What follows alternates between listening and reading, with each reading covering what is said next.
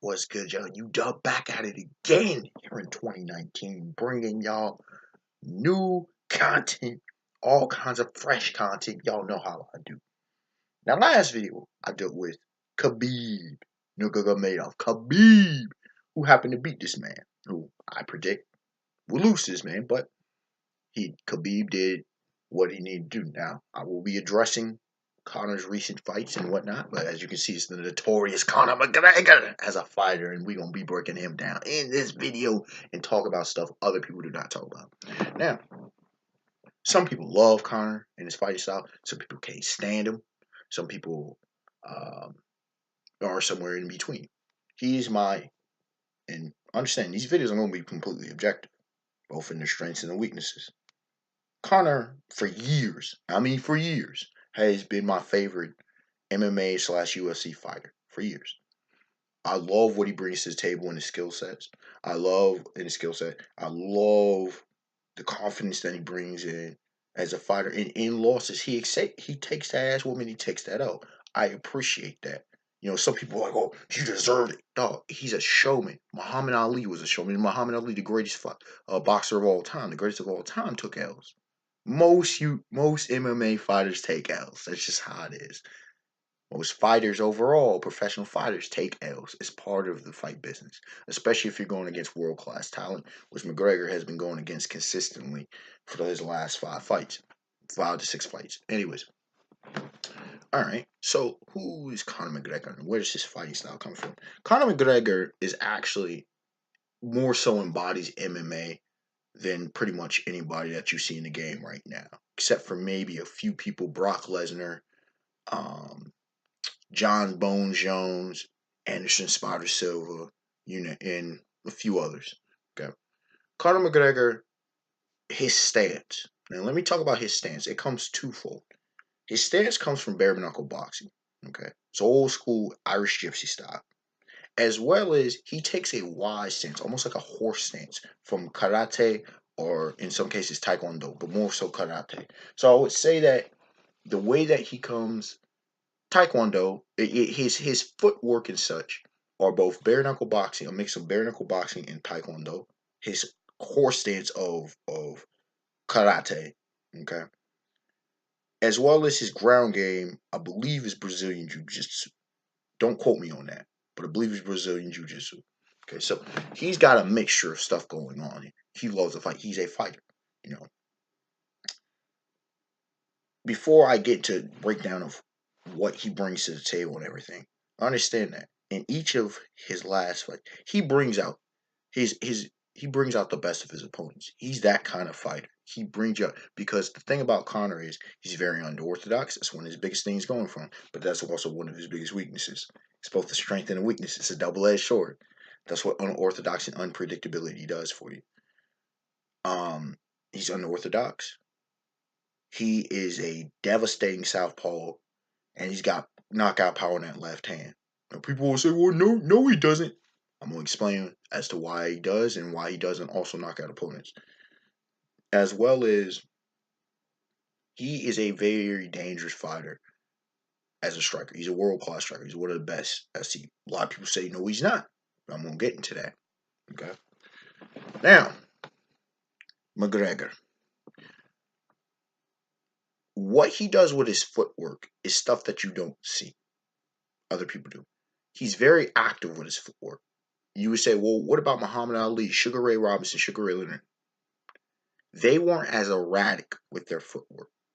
Even Floyd Money Mayweather Jr. Now, they pick and chose very specific. Some people talk about broken rhythms. They were very specific with their rhythm. Conor's all over the place, which goes into his biggest problem, stamina. And I've known this for years. Anybody who's followed his career has known this for years, and it's only been exemplified throughout his last several level fights, his last several matches, right? Conor has a serious stamina problem. He moves too much too early. He also does a lot of big techniques. Okay. He looks to take you out early. Even though he's not like some who throw in the kitchen sink early, he still looks to take you out of there early. because the deep waters. Now he has good recovery time once the fight goes long, but in those middle rounds, those deep waters screw up his legs. His stamina gets shot for a while. So he's more of a guy who's a sprinter rather than a marathon runner, like someone like Khabib or Nate Diaz or even Floyd Money Mayweather Jr. Okay. And so what we have here is we have someone highly explosive and whatnot, and his unpredictability. But his unpredictability also sometimes cuts down on his knockout power and his speedy blows. Okay. And sometimes it'll seem sloppy because he's doing unorthodox movements and not getting the most out of every punch or every kick, which is detrimental against highly defensive fighters or fighters who have a granite chin, which many highly defensive fighters happen to have. So that's where he runs into problems against some of these best defensive fighters that we see out here. When you look at it, Conor McGregor, people talk about the elbows, the knees. Conor McGregor sets a lot of things up with his kicks. But what he really wants to do is he wants to punish you with that left hand. He sets up. He again. His base is bare knuckle boxing. You can tell this if you know what bare knuckle boxing looks like. You know, Taekwondo. He uses a lot of kicks, a lot of unorthodox kicks that you don't normally see. Which Dazzle, which you know, he's huge about the mind games, as you can see with his press conference and stuff. And he looks to get into psychology, which he did with Jose Aldo. Okay, but those only effective if you can get in the mind. If you can catch him off balance, you can catch him, uh, uh, on balance in his foot. And if you can connect or take down, you wear down his stamina, and then he becomes flat-footed, and then he becomes not a regular fighter, but three-quarters of a fighter. And in serious competition and in highest level competition, any small advantage, whether it be 1%, 10%, that's enough to determine a fight. Now let's look at his victories and losses as of recently. Okay, why I say he brings out the best of his fighter, best others as a fighter. Jose Aldo. Jose Aldo, he got in his mind. Now Jose Aldo had been struggling up to that point. In the last few endeavors, he had been dipping and dodging, but he walked straight into Conor McGregor's dangerous left hand. And Jose Aldo's not a heavy man that he can just be taking those blows. No, no, no, no, no. Boom. Quick ass flash knockout like he was Iron Mike Tyson. And McGregor puts him down to take the featherweight title. He goes on to fight Nate Diaz. Now Nate Diaz, granite chin. The Diaz brothers have darn notorious, have a legendary chin. All right. Nate Diaz is a good striker. I don't know how world class he is, but he's a good striker. He can box. He can go in there. He can also grapple. He brought out, Connor and Nate Diaz is an old veteran. People need to remember that. They believe he's 29-10 by the time of that fight. Nate Diaz, we saw phenomenal stuff from Nate Diaz in the first time. But we also saw what happens when a man moves too much in weight. Your punches are not as effective against heavier fighters. We've seen this. Like I bring up Floyd Money Mayweather Jr. He doesn't just knock out people because um they're world class fighters. He's fighting at heavier weight classes throughout his career. We see what happens when he fights someone lighter like Tension, all right? Gets put on his ass. And that's just what it is. So then at first it was back and forth, but Nate Diaz, pulled out the emergency stops and did what he had to do to take him out, take him down. Got him in a pretty much rear naked choke. Then we move on to really their second fight. Okay, second fight, and Conor this time came in prepared, came in more of his weight class. I believe it was a lightweight fight.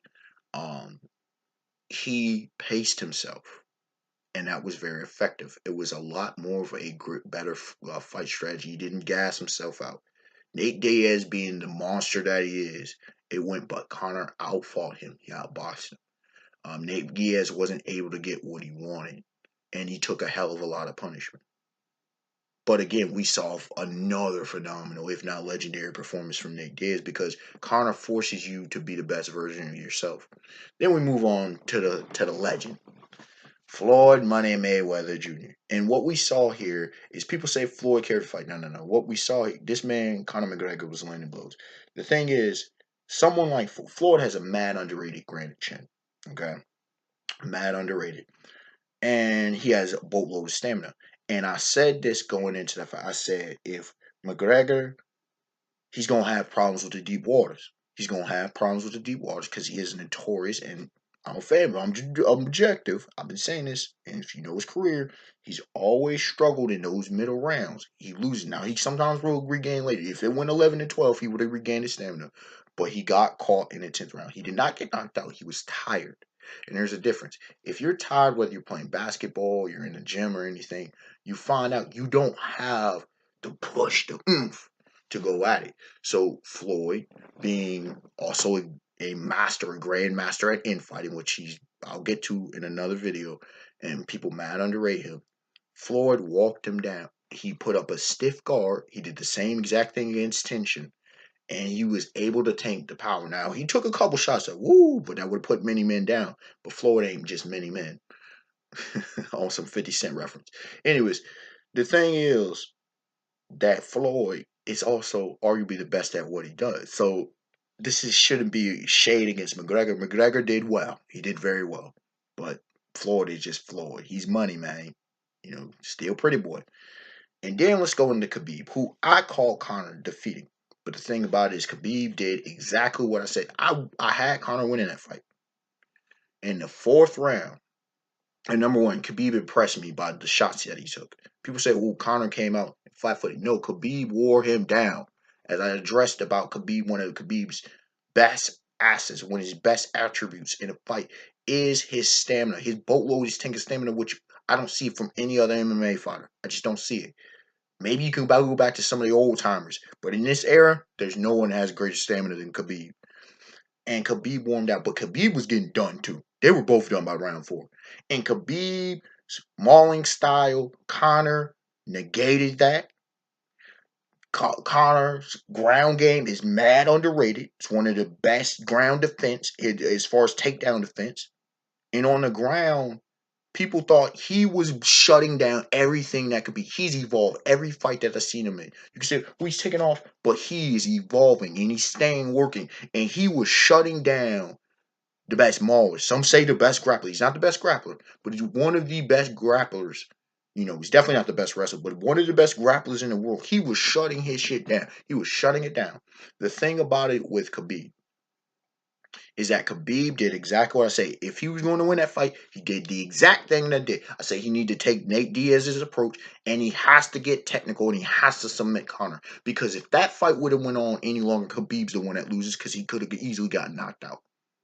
Khabib was done, and he was forced to use his skill. And that's what Conor McGregor does. He forces you out. Floyd had to change up his fighting style. Nate Diaz had to change up his fighting style. Jose Aldo got put on his ass. You can go back to, and of course, how could I forget about, Frankie Edgar? How could I forget about Edgar for the lightweight championship?